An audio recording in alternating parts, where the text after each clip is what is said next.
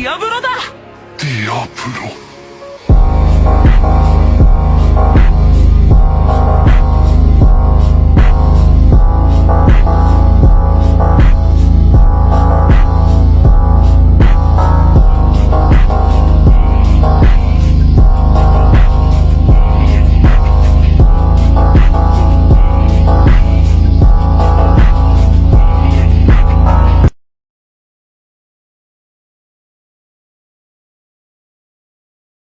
That demon crossed the border like a strong gust of wind, devastating this evil realm.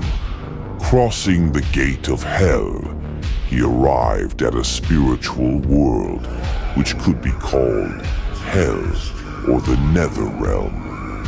He became the symbol of violence, slaughtering powerful demons along the way. The weaker demons had already fled, while the strong grouped up to battle him. But to him, this was merely a meaningless struggle of the weak.